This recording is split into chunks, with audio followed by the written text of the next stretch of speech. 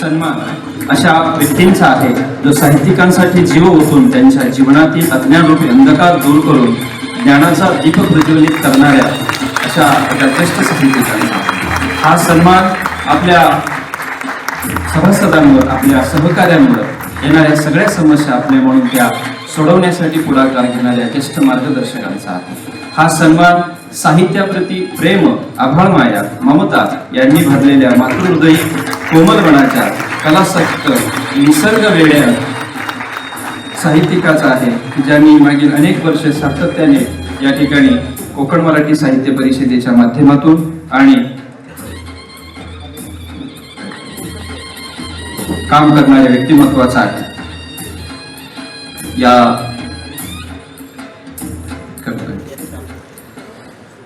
या पण आदरणीय मधुभरींना दिलेला आहे त्याचं वाचन या ठिकाणी करण्यात येत आहे। मी मान्यवरांना विनंती करतोय कृपया आपण आसनस्थ व्हायचं आहे। आदरणीय पद्मेश कर्णे मराठी साहित्याचे ऋषितुल्य ज्येष्ठ आणि कोकणचे मानबिंदू सप्रेम नमस्कार।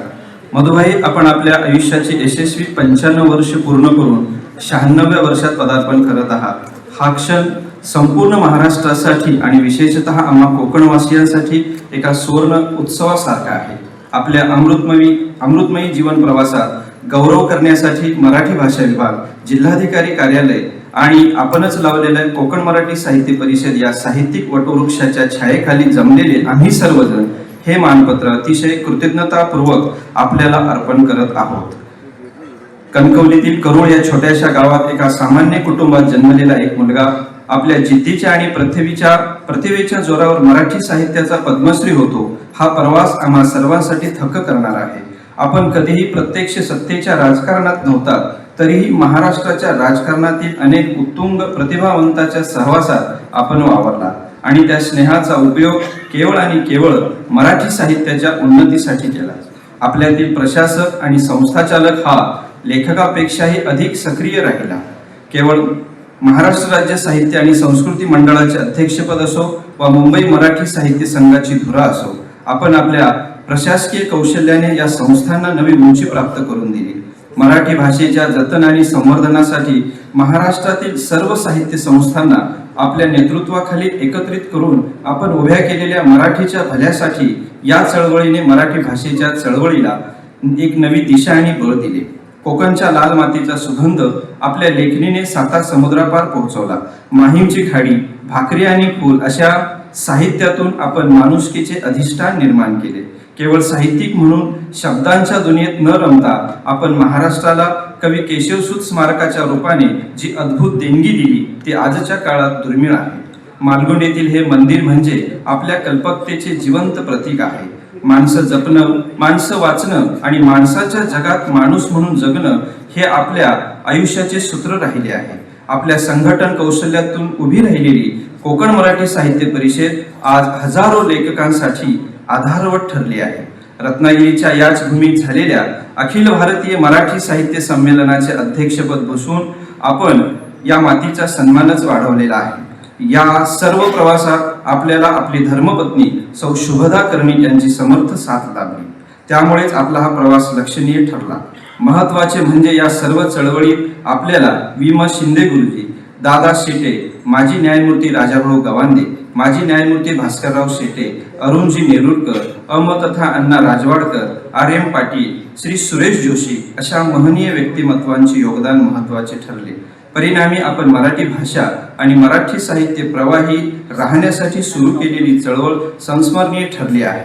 पद्मश्री पुरस्कारासाठी अनेक सन्मान आपल्या चरणी लीन झाले तरीही आपले पाय कोकणच्या मातीशी आणि इथल्या लोकांशी कायम जोडलेले राहिले। आपल्या 95 वर्षाच्या या प्रदीर्घ प्रवासाने मराठी भाषेला आणि संस्कृतीला जे वैभव दिले आहे त्याचे ऋण आम्ही कधीही फेडू शकणार नाही। आज या मंगल दिनी आम्ही सर्वजण ईश्वरचरणी अशी प्रार्थना करतो की आपल्याला उत्तम आरोग्य आणि दीर्घायुष्य लाभो। आपले मार्गदर्शन आम्हा सर्वांना निरंतर मिळत राहो आणि आपली लेखणी अशीच अखंड प्रवाही राहो। 95व्या वर्षपूर्तीनिमित्त आपले मनपूर्वक अभिष्ट चिंतन भाई आपण शतायुष्य व्हा आणि आम्हा सगळ्यांना तोपर्यंत सातत्याने मार्गदर्शनाच्या माध्यमातून आपल्या विचारांची ओळख देत राहा। धन्यवाद। यानंतर आपण सर्वच जिल्ह्यामधील अनेक साहित्यिकांनी आपल्या सिद्धहस्त लेखणीतून मधुबहींवर प्रेम करण्यासाठी आपले शब्द या ठिकाणी व्यक्त केलेले आहेत आणि त्या माध्यमातून हा विशेषांक या ठिकाणी प्रकाशित होत आहे. सगळ्यांनी जोरदार टाळ्या वाजवून या विशेषांकाचं कौतुक करायचं आहे.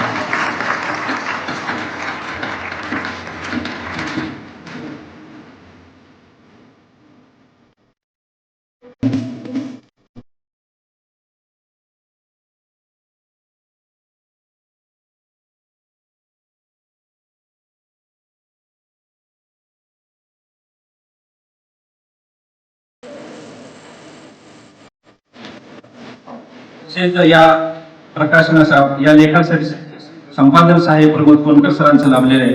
त्यांचं या ठिकाणी मनापासून धन्यवाद.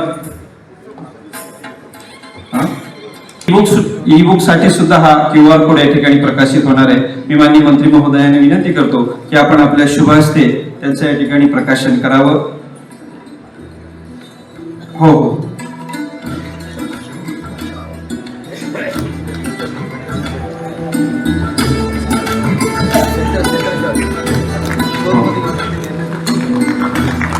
त्यानंतर दिलीप पाटील यांनी लिहिलेलं या ठिकाणी पुस्तकाचं प्रकाशन होणार आहे. या पुस्तकाला मधुबही यांनी प्रस्तावना दिलेली आहे. मी मान्यवरांना विनंती करतो की आपण भाषा आणि कोकण प्रदेश यांच्या भवितव्याबद्दल, भाषिक भवितव्याबद्दल, सांस्कृतिक भवितव्याबद्दल आपण सगळे विचारी लोक विचार करत असतो. कोकणचे लोक आता हा जो सोहळा माझ्या निमित्ताने आपण आयोजित केला तर म्हणजे त्या प्रवर्तक उदय सामंतच आहेत. त्यांना उदयजी म्हणणं, उदयराव म्हणणं, उदयपंत म्हणणं हे मला अशक्य आहे. माझ्या मुलासारखेच आहेत, कदाचित ते मला आत्मासारखे असतील, इतके लहान आहेत. त्यामुळे तुला उदय म्हणतो ते मला फोन करतात, मी उदय बोलतोय.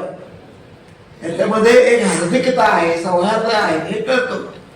शेवटी यांनी जे आता भाष्य केलं त्याच्यावर आपण बोलूया. परंतु हा आता सोहळा खरबडे 96वा सोहळा आमच्या कोकणी मालवणीने म्हळ आहे, म्हाताऱ्या बायला घुंगुरवाळे. तर मला घुंगुरवाळे काय उपयोगाचे झालं सोडं आता. आता व्हॅलेंटाईन डे आहे, मला प्रियता पण नाही. असं गंमत म्हणजे हा सोहळ्यामागे केवळ माझं शुभचिंतन, माझं आयुष्य वाढावं वगैरे ठीक आहे, हे मला आनंद देणाऱ्या गोष्टी आहेत. पण या सोहळ्याच्या निमित्ताने कोकण मराठी साहित्य परिषद याच्यामार्फत मराठी भाषा महाराष्ट्राचा फार मोठा महत्वाचा विषय हा चर्चेला यावा. कुमारसापाच्या निमित्ताने वेंगुर्ला दोडामार्ग पासून डहाणूपर्यंतची मंडळी यावी आली आहे. काही लोक गेले बघा, फुल होता. हा विचार यावा, हा या प्रवर्तकांच्या म्हणजे उदय सामंतांच्या मनामध्ये विचार होता. आणि मग आमची कोमल समाज मंडळी प्राध्यापक आमचे डॉक्टर ढवळ सर एक उत्तम कार्यकर्ते आहेत. ते कार्यकर्ते किती येते इथं आजचा जो सोहळा आहे हा जवळजवळ त्यांनी एक हाती, आणि त्याचे दुसऱ्या आई आमचे होते आबा पाटील, आजारी होते. आजारी होऊन आज सकाळी ते निघून आले. हा सोहळा आपला आहे. मित्रांनो, विश्वासराव पाटील म्हणजे फार जुने मित्र. त्यांनी सांगितलं तर खरं आहे, केशव स्मारकाला पैशाची आपण त्यावेळी मंत्री नव्हता, विद्यार्थी होता, त्यामुळे पैशाची गरज होती. या मित्राने आमच्या दारासिंग नावाच्या पैलवानाला पकडलं. त्याचा साहित्याची काय संबंध आहे, मराठी बोलता येत नाही, याचे मित्र. त्यामुळे 10 लाख रुपये त्यांनी सही केली आणि म्हटले सही केली.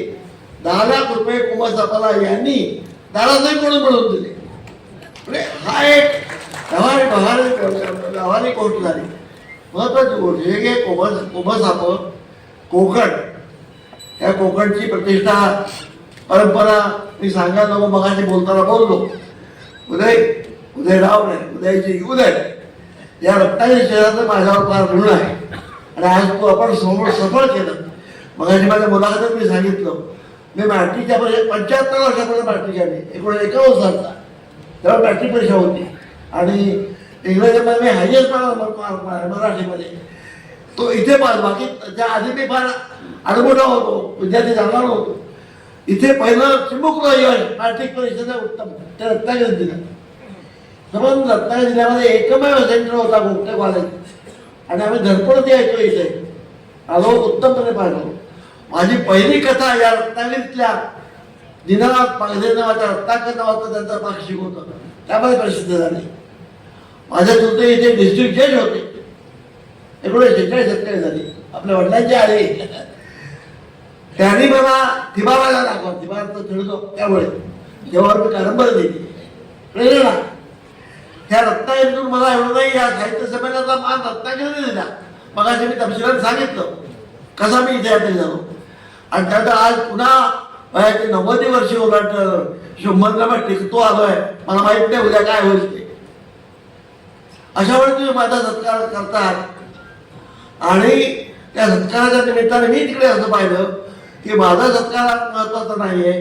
आज मराठी भाषेचं, आज महाराष्ट्राच्या मराठी अभिजात भाषेचं मराठी भाषा मंत्री काय बोलणार, आणि मराठी भाषांचा त्याच्याबद्दल त्याचे विचार काय, हा एक योग आहे.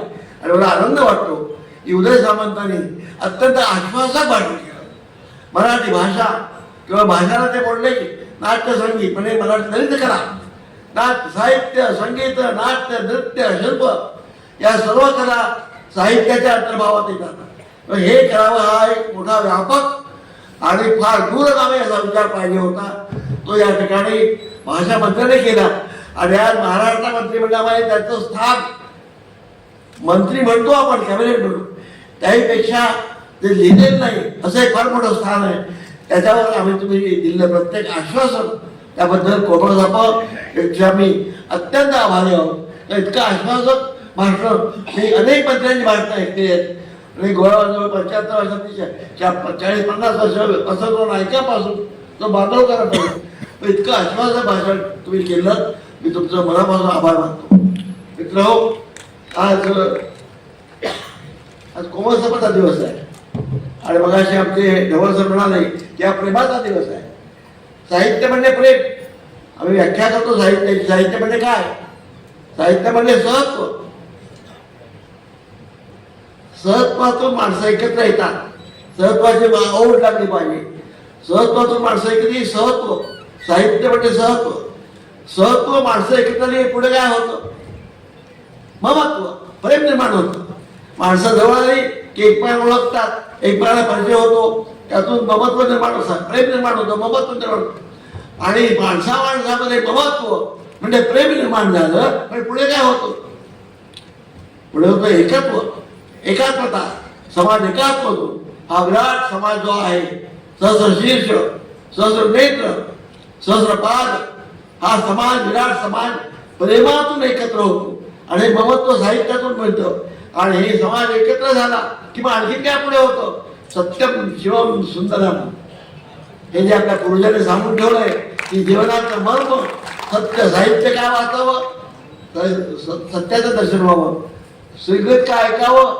साहित्य संगीत या सगळ्या कला आनंद कला ज्या आहेत ना, या शेवटी एकच सांगतं की सत्यम शिवम सुंदरम. जे सत्य आहे ते शिव आहे, आणि शिव आहे ते सुंदर आहे, हे साहित्य शिकवतं. म्हणून साहित्याला महत्व आहे. आणि हे साहित्य महाराष्ट्राला कोकणाने अपरंपार प्रमाणात दिलेलं आहे.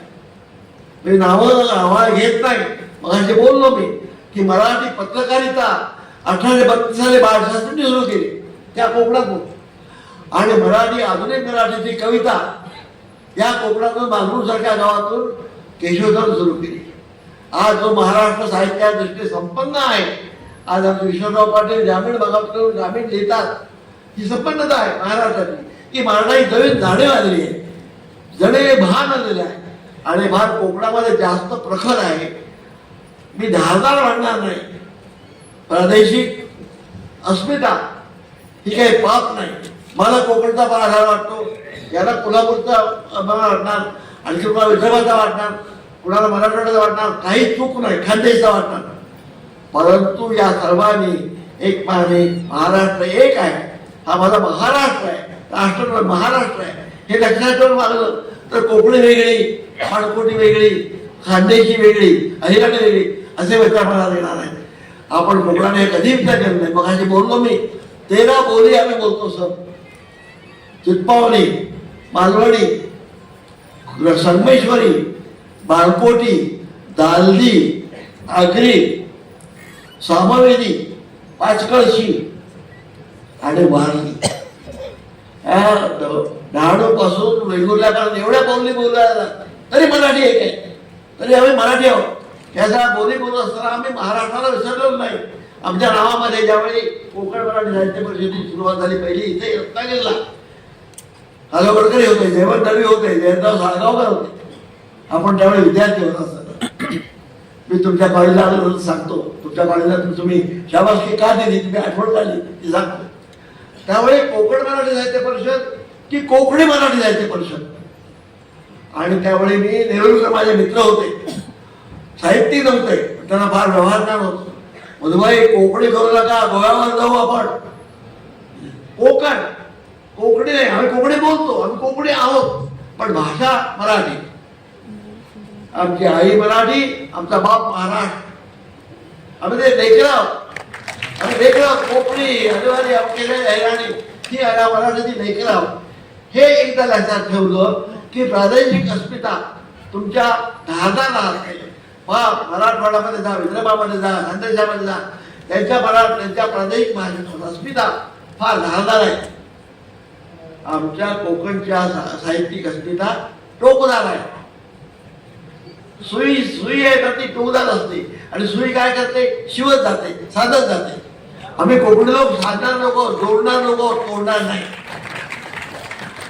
त्यामुळे मला या माझ्या कोकणच्या मुलाचं मुलावर त्यामुळे मुलात पडतो.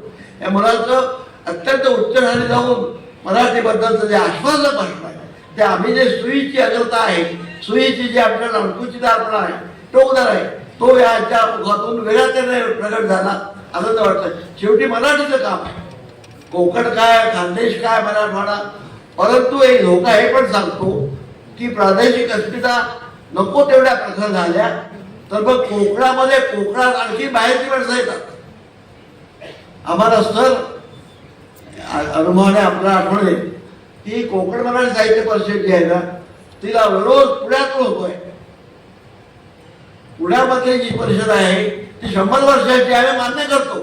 आम्ही तर बोलतो की आम्ही तुमच्यावर येतो. त्याने मला हातून लावलं, त्याने जवळ घेत नाही. मी गेलो ना, माझ्यावर नेरुळकर होते, डॉक्टर शिंदे होते, डॉक्टर गवांदे होते, वकील, हायकोर्ट जज. ते सांगितलं नाही, कोकणाच्या वेगळी परिषदेची आवश्यकताच आहे, तुम्ही आमचे. त्या ठिकाणी मी सांगतो आपल्याला, त्या महाराष्ट्रात कोकणामध्ये वेंगुर्ल्यापासून डहाणूपर्यंत 1 किंवा 2 शाखा ज्या असतील. आज कोमसापाच्या 60 शाखा आहेत. आज संबंध कोमसापा इथे जमलेल्या आहेत. वेंगुर्ल्यापासून डहाणूपर्यंत मंडळी इथे आली. हे कोकण आम्ही याला विनंती करतो हात जोडून, तुम्ही या, तुमचं स्वागत आहे. आमचं अपशकन करू नका. आमची शाखा बंद पडेल, तुमची शाखा तुमचं काम होऊच शकणार नाही. आणि उदाहरण दिलं सर की कोकणा आंबा, काजू, फणस, रतांबे, आम्ही याच्यावर खुश आहोत. आम्हाला द्राक्ष नको, डाळिंब नको, होणारच नाही. इथे द्राक्ष लावा, डाळिंब लावा, संत्री लावा, मोसंबी लावा, होणार नाही. इथे आंबाच होईल. तेव्हा तुम्ही बाहेरचे आंबे, बाहेरची पिकं इथे आणून लावण्याचा प्रयत्न करू नका. आम्ही आमच्या आंब्याला सुखी आहोत. आम्हाला असल्याने भात पुरेसा होतो. आम्हाला एवढा भात मला पुरे, फुलाची बीडी मिळाले पुरे, बागडा मिळाला पुरे. तुमची द्राक्ष इथे आणून लावण्याचा प्रयत्न करू नका. आमच्यातल्या काही लोकांना त्यांनी नाराज शहराला जवळ घेतलंय. आज तुम्ही गेलो, तुम्ही भाषेचे मंत्री आहात आणि या महाराष्ट्राची अखंड भाषा राहावी.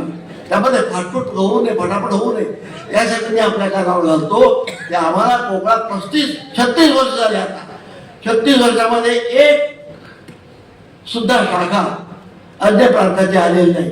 परंतु आमचे काही नाराजेश्वर कुठे चिपळूणला असतील, कुठे आणखी असतील, ते काही वेगळे चूर मांडायला बघतात. आम्हाला मान्य नाही. आम्ही त्याला सांगतो की आमची अस्मिता सुईसारखी आहे, टोकदार आहे, ती धारदार नाही. परंतु आम्हाला परशुराम आठवतो आणि परशुरामच्या खांद्यावर फरशी आहे, ती आम्ही उघडणार नाही. आम्हाला परशुराम मान्य आहे, अपराध प्रदेश मान्य आहे, परंतु आम्ही कधी दुसऱ्याला दुस्वास करणार नाही, द्वेष करणार नाही. तुम्ही या कोकणाचं सौंदर्य बघा. एका बाजूला अथांग महासागर, निघालो तुंग सह्याद्री, एवढे त्रिमुटे असतात. 800 किलोमीटर डोळामार्ग ते डहाणू 800 किलोमीटर विस्तीर्ण प्रदेश हा गोव्याचा आहे, महाराष्ट्राचा आहे. त्यामुळे महाराष्ट्राला मी जातो गोव्याला. परवा गोव्याचा मित्र भेटला, खरं पण रमाकांत खरं आजारी आहेत. ते भाषा बोलतात गोव्यामध्ये बऱ्याचसा विरोध आहे, सोडून द्या. आपण फक्त कोकणचा विचार करूया. हे कोकण कसं आहे, मी माझ्या पुस्तकातून लिहिलेलं आहे. हे कोकणची महत्त्व मी अनेक ठिकाणी सांगू शकेन, परंतु ज्ञानेश्वर माऊलींनी ज्ञानेश्वरीमध्ये लिहून ठेवले की चंद्रजय हे ललांछन, चंद्रजय की अलांछन, मार्तंडजी के तापहीन, असा कोकण आहे. आम्ही अत्यंत स्वभावाने मवाळ मृदू आहोत, रुजू आहोत. आम्ही कुणा द्वेष करत नाही. चंद्राचं चांदलं असं डागाशिवाय यावं तसं कोकण आहे. आणि मार्तंड जी के तापहीन, ताप नसलेला मार्तंड म्हणजे ताप नसला सूर्य, असे आम्ही सूर्य आहोत. आम्ही चंद्र सुद्धा आहोत. आम्ही चांदणं देतो, उष्णता ऊन देतो, परंतु आम्ही दुसऱ्या कुणाचा द्वेष करत नाही. कृपा करून कोकणात या, कोकणचा अत्य स्वीकारा, कोकणचं सौंदर्य बघा, कोकणच्या बोली बोला, पण मराठा विसरू नका. आणि कोकणला कृपा करून अपशकुन करू नका. एवढंच आमचं म्हणणं आहे. आम्ही तुमच्या वाटत येत नाही. कृपा करून मी भाषा मंत्र्यांना एवढ्यासाठी बोलतो आहे की उद्याही मंडळी भाषा मंत्र्याला जाते. कोकणामध्ये आम्हाला कोकणीची काही आवश्यकता नाही. त्यामुळे आपल्याला आम्ही फोर वॉर्निंग म्हणतात. वडील झाल्याने लहान मुलाला सांगावं, बाबा रे आपल्या कुळामध्ये असं झालंय, असं होणार नाही. तो मुलगा ऐकतो. तर तुम्ही चांगले सुपुत्र आहात. आमचे भाषेबद्दल तुम्ही फार चांगलं बोललात, आश्वासक बोललात. मी तृप्त आहे. आज सोहळा हा मराठी भाषा दृष्टीने कोकणातला महत्वाचा सोहळा आहे. आमचे मित्र म्हणाले, विश्वास पाटील आणि खुद्द मंत्री महोदय म्हणाले त्याप्रमाणे हा कारणी लावूया. बधुभाई आले, सरकार करून गेले, असं होता का म्हणे. आता तुम्ही विश्वास पाटील आहात, तुम्ही संस्था ठीक आहे, खूप तुम्ही दिलं, चांगलं दिलं. साहित्यिकाने आणि डॉक्टर भालेराव अशी माणसं होऊन गेली. पुण्याची महाराष्ट्र साहित्य परिषद ही माधवराव पटवर्धन, माधव जुलियन त्याने उभी केली. त्याचा हॉल आहे. आणि विदर्भाची विदर्भ साहित्य तो माडगुळकर आहे आणि अनिल. त्यामुळे ही परंपरा आपण राखली पाहिजे. ही परंपरा राखली तर कोमसभाला कुठलीही भीती नाही. आपण सहाय्याचं आश्वासन दिलेलं आहे. आश्वासन मंत्र्यांची जातात, पण आम्ही तुम्हाला लहानपणापासून ओळखतो. त्यामुळे तुमचं आश्वासन लक्षात खात्रीमध्ये येईल त्याबद्दलची खात्री व्यक्त करतो. तुमच्याबद्दलची मनोमन कृतज्ञता व्यक्त करतो. वडीलधारा असल्यामुळे तुम्ही शतायू भव 118 असे आशीर्वाद देतो. आणि मराठी भाषेचं काम आपल्या हातून सुंदरपणे व्हावं. आमचे मित्र साहित्यिक आले आणि संबंध कोकण कोमसापा इथे जमले आहे. तर सर्वांना मी वयाच्या मोठ्या प्रमाणे आशीर्वाद देतो. त्या ठिकाणी कोमसाप मोठी करा. आज मी 90-80 पुस्तकं लिहिली असतील, पण 2 महत्वाची पुस्तकं लिहिली ती अमर राहतील. एक तर कोकण मराठी साहित्य परिषद आणि दुसरं केशव स्मारक. ह्या 2 हस्तलिखितं ही कायमची राहतील. तर जोपर्यंत मराठी भाषा आहे तोपर्यंत केशव आहे, तोपर्यंत मराठी भाषा आहे, तोपर्यंत कोकण मराठी साहित्य परिषद आहे. मित्रहो, मी तुम्हाला नमस्कार करतो. फार चांगलं माझं अभिष्ट चिंतन केलं. माझी ऊर्जा म्हणजे तुम्ही आहात. 96 वर्ष मी काय अन्नपाण्यावर जगलो नाही, मी सामाजिक ऊर्जेवर जगलो. ही ऊर्जा आपण द्यावी. नमस्कार. धन्यवाद.